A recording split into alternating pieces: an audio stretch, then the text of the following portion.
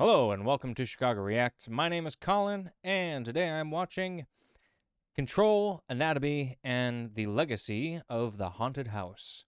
And this is coming from the YouTube channel Jacob Geller. And yeah, I think this is the first video from Jacob Geller that I have seen or at least reacted to. And I'm guessing it looks like some kind of haunted house horror video game review or something, or at least he's discussing it. I do see some of the comments are saying that like Haunting of Hill House was a big inspiration, maybe. And a few years ago, when I was in grad school, I did actually play a haunted house type video game with a classmate, with a friend of mine. I don't know if it was this one. I do not remember the name of it. But it was kind of cool. Like, it was kind of spooky sort of puzzle solving, like mystery kind of game. Things will sneak up on you, ghosts and whatnot. I could maybe even attack you. Definitely very spooky. So yeah, we'll see what this one's all about. I'm not sure exactly what part of the title of this video is the title of the game, Control, Anatomy, and the Legacy of the Haunted House. I don't know if that's, or maybe he's discussing a variety, like the genre of haunted house games, maybe? I don't know. I guess we'll find out. So with that being said, be sure to like, share, and subscribe. I'll bring this into the share screen, and let's get into it. In the psychology of the modern civilized human being, it is difficult to overstate the significance of the house. I've tried to explain kiddie horror shows' anatomy many times. I've gone for the literal approach. It's a game where you pick up cassette tapes around a house and listen to them in a kitchen. That shockingly doesn't turn many heads. I've also tried the hyperbolic. It's the single scariest game I've ever played. This is true, I absolutely mean it, but inevitably people look at the game, look at me, and go, this? Here's what I've settled on. Anatomy is... I don't know if it's like these lights that are in my face, in my glasses with the glare, but a lot of this is very difficult to see, but that could just be a feature of the game, you know, not being able to see what's around the corner right in front of you. Something might jump out at you, you know. But yeah, I'm like struggling to see a lot of what's going on here. When you were a kid and everyone else had gone to And this is definitely not the game that I had played in grad school. So we'll get that out. bed and you were the last one downstairs. It's when you looked up, realized that it was your job to turn the lights off, and realized this meant being alone in the dark of your living room for excruciatingly long seconds. Anatomy is the terrified sprint I did up the stairs after switching off the last lamp, unsure of exactly what I was running from, but absolutely confident that the dark living room was no longer a safe space. But in Anatomy, there are no covers to jump under, and even worse, Anatomy tells you that those covers were never safe to begin with. In the psychology of the modern civilized human being, it is difficult to overstate the significance of the house. These opening lines of Anatomy acutely describe the themes at play here and differentiate it from other brands of horror. There are no ghosts or dead ancestors in the game, no werewolves or vampires or zombies. As a matter of fact, there's no one else at all. There's you, and there's the house. Why do human beings of our modern age foster this tremendous sympathy, sympathy, sympathy, sympathy, sympathy, sympathy, sympathy, sympathy, sympathy, sympathy, sympathy, sympathy, sympathy, sympathy? There is an important distinction that must be drawn between the words dissection and vivisection, a distinction that would appear to be lost on you.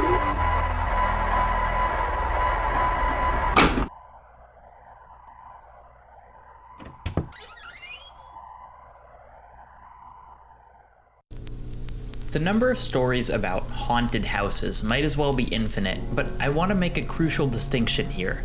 There are many, many stories about houses that are haunted by something. These are ghost stories, poltergeists, slashers. In those stories, the house is simply a house that's unfortunately built on top of a graveyard. What is this bizarre puppet show that's on screen right now? I've never seen that before in my life. If anyone recognizes that, let me know in the comments. That's a little. Or inhabited by people who decide to murder each other. And all that, while sometimes supernatural, is pretty distinctly human. Human emotions left behind after a traumatic event. Human customs of disrespect, like building a house on a graveyard, reaping the consequences of their blasphemy. These are the haunted houses that can be easily replicated, made into a Halloween thrill or a ride at the state fair. If a house is haunted by something, then that something can jump out at you and yell, "Boo!" But there's another kind of house, and while this kind may have provided a stage for violence, death, and insanity from humans, those acts were symptoms, not the cause. Some houses just reject humanity. The totality. Were all of those clips from this game in particular, or like other? I don't know. They didn't seem similar enough to the like the first few clips of like the inside dark house. So I don't know. Let me know if that is if those were from the same game in the comments. The totality of the game Control takes place in a labyrinthine expanse of concrete and bureaucracy. This building is home to the fictitious government agency, the Federal Bureau of Control, and at first glance appears far more corporate than most haunted locales. But this building isn't called Brutalist Office Number 34 or the Pentagon. It's called the Oldest House. And once you start thinking about Control as taking place in a haunted house, things start to click into place. I feel like I missed something. Like, are these various maps within one game? Or are they all different games? I'm a little lost, I think. Hopefully, as we go on, that'll be cleared up for me. The Oldest House is a bizarrely elusive building. Despite being in the middle of New York, it can only be found by someone specifically looking for it. The Bureau of Control didn't build it, nor do they have the knowledge to recreate it. The Bureau calls the Oldest House a place of power, a location acted on by paranatural forces. And in a way, I find this terminology almost cute. They're assigning words to things they truly can't understand, trying to tie a logic to a place that is, by every definition, illogical. They found a haunted house and set up a government agency in it, but at every turn, they're just reminded how little they know about where they've placed themselves. Okay, now I think I understand. I think I understand the concept now. So they found this haunted house, they built an agency, or someone built an agency on top of it, and to kind of study it, maybe? And so parts of the game are going into... Anyway. There is a staggering level of documentation in Control. Every phenomena recorded, every quirk of time and space written down. But paradoxically, this volume of data just shows how little the Bureau actually knows. It all just reads as grasping at straws. We observed this event. It could mean this. Or it could, not. About halfway through the game, you find a man staring at a fridge. He calls out to you, panicked. I can't look away. Unless someone has eyes on it, it changes. He's been looking at this fridge for about 24 hours. This is not an agency that's in command of the situation. This is a bunch of people who have trapped themselves in a house and tried to convince themselves that this was their plan all along. In Leviticus 14:37, sorry, it's just very hard for me to say a line like that seriously. Okay, so Leviticus 14 is all about leprosy. What do you do if a guy gets leprosy and you don't have modern medicine and you really don't know what leprosy is? Well, apparently you shave and get clean, smear yourself with lamb's blood and olive oil, and hope. That's all well and fine. But then it gets weird, or weirder, because in 1437 it describes what to do when a house gets leprosy. A house! It describes a Kohen, basically a rabbi, coming to the house and inspecting it. And he shall look at the lesion. Now, if the lesion in the walls of the house consists of dark green or dark red sunken-looking stains appearing as if deeper than the wall, And then we go on to describe what to do with a leprous house. You scrape its walls, you abandon it for days, and if the lesions return after all that, now the lesion in the house has spread. Is it possible that maybe they were comparing, not necessarily comparing, but basically saying they're one and the same? If they maybe thought they were one and the same, I'm saying like they thought leprosy in humans was the same as like mold, maybe? It sounds like mold. You know, these spots appearing on the walls, and you try to scrape them away, but they keep coming back. That's mold. I don't know exactly what leprosy looks like in people, except for like parts of their face melting away or dying and falling off, I guess. But I don't know exactly what that looks like, and I'm afraid to look up pictures. But yeah, this reference to lesions in a house is like leprosy of the house. Sounds like mold to me. There are very many types of mold out there. I don't know what was going on back when this was written, but It is malignant. Savra'ath in the house. It is unclean. And then you're supposed to demolish the house. There's no coming back from that. In literal terms, this is probably black mold, which is dangerous and is cause for vacating a house, but I'm fascinated by how it's portrayed here. The house itself is personified and malignant. It's leprous. And like leprous people in that day, it's dealt with by excommunication. There's this notion that there's something alive about the house, but the only way they knew how to deal with it was just wait for it to die.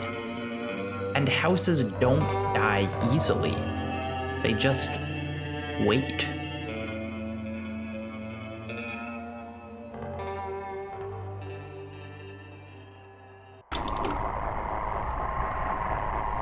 What happens to a house when it is left alone? When it becomes worn and aged? When its paint peels and its foundations begin to sink? When it goes for too long unlived in? What does it think of?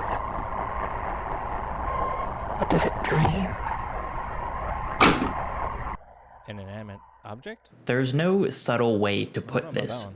The house in Anatomy hates you. And maybe it hates you, Henry. But more so, it just hates humanity. It hates that you, as a collective, have left it to rot. It hates that you, collective, brought it into existence just to let it suffer through neglect. It may grow angry. Its basement may fill with churning acid like an empty stomach, and its gorge may rise as it asks itself through clenched teeth, what did I do wrong? It may grow bitter. It may grow hungry. So hungry and so bitter that its scruples dissolve and its doors unlock themselves. Emo house. Haunted houses are almost universally abandoned, at least temporarily. How many stories include a family moving into a lavish manor that's, for some reason, not been lived in for years? Typically, the way the causality flows is that the house was haunted, so it was abandoned. But I love the idea of the inverse. The house was abandoned, and because of that, it's haunted.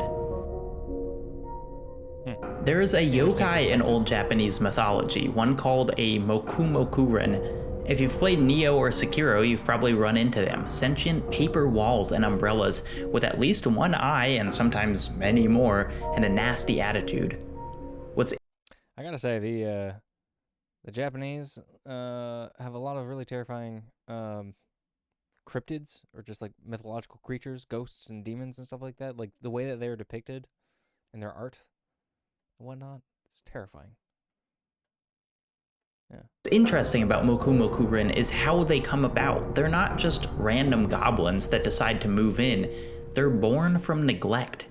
If a household object sits alone long enough, damaged and ignored, it gets feisty. And then, according to this legend, it grows eyes. It's stuff like this, and like when I was a kid watching Toy Story, it gave me like a complex about my toys and just other inanimate objects, and I would just feel guilty, like leaving them around or not doing anything with them. Like Toy Story really fucked me up, I think. But if I also grew up with stories like that about inanimate objects on top of Toy Story, yeah, I think I'd still be pretty fucked up. I've gotten better. Basically, what Toy Story did is it made it difficult for me to get rid of things because I would feel bad for abandoning it. Yeah, that's what Toy Story did to me. But I've gotten better. I've learned to get rid of things that I don't need, no longer use. It's good to declutter every now and then, you know? Anyway, I digress. Control spells this out about as plainly as it can. You're not in the young house, the sprightly house, the house that was just built and can't wait to share itself with people. You're in the oldest house. How long has this house sat empty? How has it dealt with the centuries of silence? There is perhaps no better expression of this theme of abandonment than the opening paragraph of The Haunting of Hill House by Shirley Jackson. It's one of the most effective openings I've ever read. No live organism can continue for long to exist sanely under conditions of absolute reality. Even larks and katydids are supposed, by some, to dream. Hill House, not sane, stood by itself against its hills, holding darkness within. It had stood so for 80 years, and might stand for 80 more. Within, walls continued upright, bricks met neatly, floors were firm, and doors were sensibly shut. Silence lay steadily against the wood and stone of Hill House, and whatever walked there, walked alone. But how does a house, angry and haunted, express itself? What can it do when it's not full of ghosts, not echoing forgotten humanity, but emoting in a different dimension altogether? The answer is that the house's structure itself starts going wrong. Wrong in ways that feel impossible. In Hill House, the architecture constantly seems to fight its inhabitants. They can barely walk to the kitchen without getting lost in the downstairs, a labyrinth of concentric circles with doors that never stay open and unexpected turns in every corner. Eleanor shook herself, turning to see the room complete. It had an unbelievably faulty design which left it chillingly wrong in all its dimensions, so that the wall seemed always in one direction a fraction longer than the eye could endure, and in another direction a fraction less than the barest possible tolerable length. Anatomy does this much. I'm not sure what that means, but it sounds spooky. Like I'm like trying to visualize that in my mind, and I think the fact that it's almost impossible like is the thing that gives you that uncanny feeling. It's effective writing. Much more overtly. In subsequent playthroughs, as the house starts to degrade, things break in a very gamey sense. The mirror is sideways in the bathroom. Plates sit well above the surface of the table. Dark lines seep in through the walls. This concept is taken to the absolute extreme in the shifting walls of Control, which move in front of our eyes. As Jessie goes through the oldest house, she finds sections of the building she can reclaim, and when she does, enormous blocks of concrete retreat into the walls, settling into a somewhat predictable pattern. But what if Jessie never came? What if the walls had been allowed to just continue growing, swallowing up the hallways and lobbies until there was nothing left?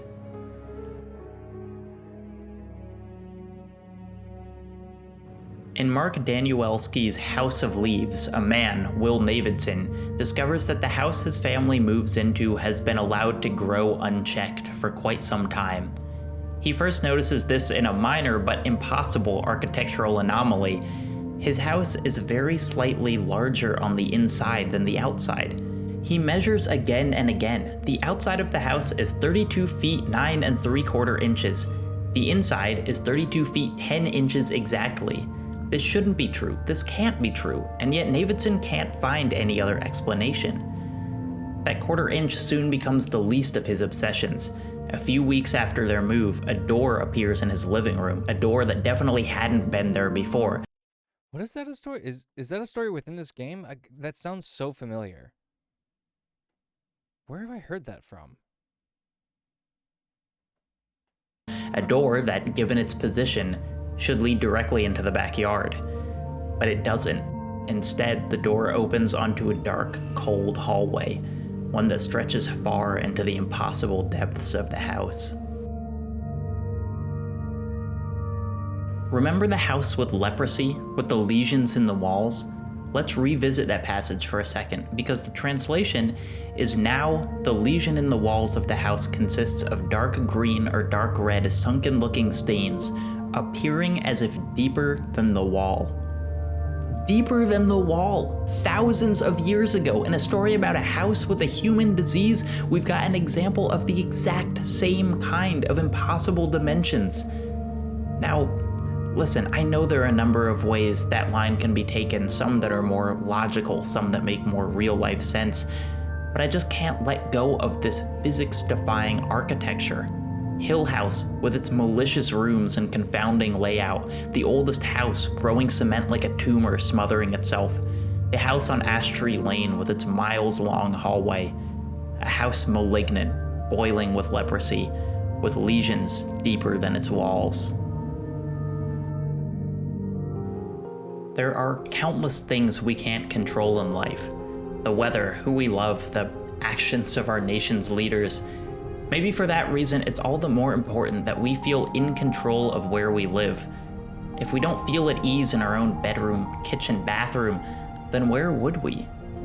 And it's hard to appreciate these things while they're normal. A living room is just a living room. A hallway is just a hallway.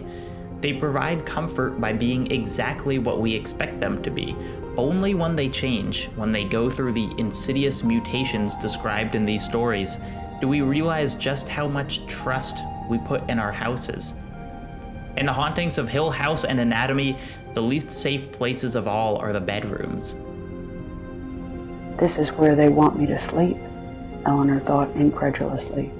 What nightmares are waiting, shadowed in those high corners? The stories force us to consider just how vulnerable we are in our house, how intimate our connection has to be to where we sleep. Each night we shut our senses to the world for hours at a time, says Anatomy.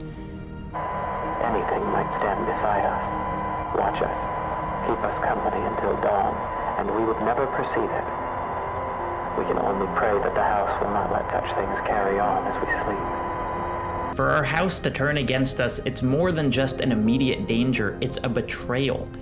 There's even a recurring motif of being consumed by the house, like we're willingly placing ourselves in the jaws of a beast and relying on the beast to not eat us for another day.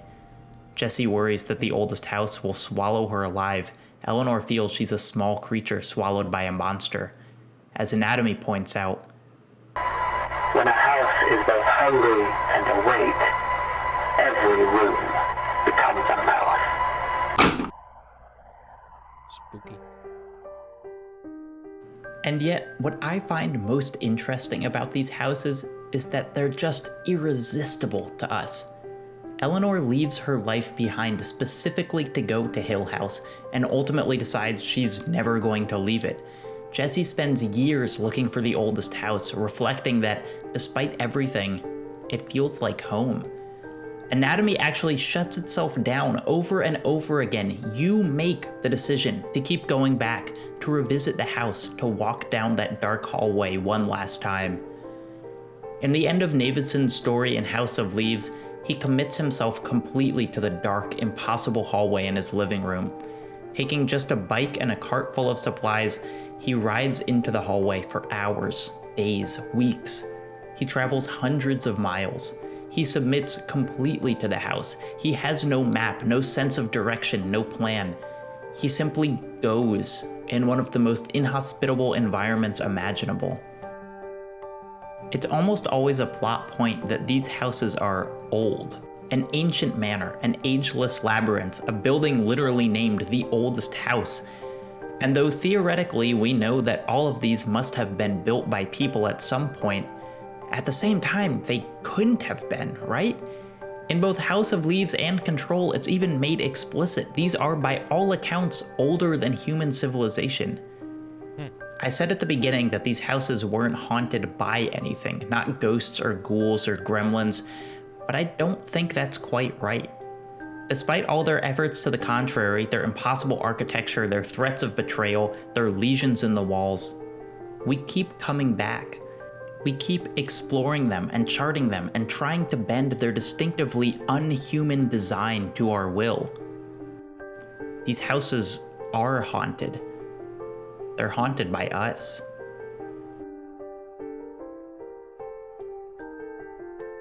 This house, One perspective. which seemed somehow to have formed itself, flying together into its own powerful pattern under the hands of its builders, fitting itself into its own construction of lines and angles, reared its great head back against the sky without concession to humanity. It was a house without goodness, Stuffed. never meant to be lived in, not a fit place for people, or for love, or for hope.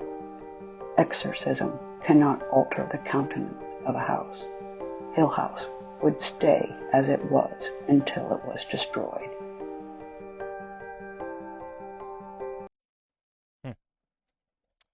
That's an interesting perspective. The house is haunted by us. Huh. Okay. So I guess it wasn't, specifically about one game or book, whatever. It was just kind of like the idea of the haunted house in general. I like that. Yeah. That makes me want to go read, Haunting of Hill House now.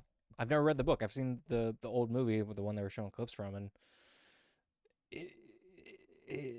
it's good and bad. I don't know. I think it's the one with the skeleton on the strings that flying and attacks the woman. It's very cheesy, but it's great. Vincent Price movie. Anywho, yeah. So I don't know. Let me know if you have a favorite haunted house video game or haunted house book, TV show, movie. Let me know in the comments. Maybe I'll check it out. All right. Well, thanks for watching, everyone. I hope you enjoyed. And be sure to like, share, and subscribe. You know the deal. And I'll see you next time.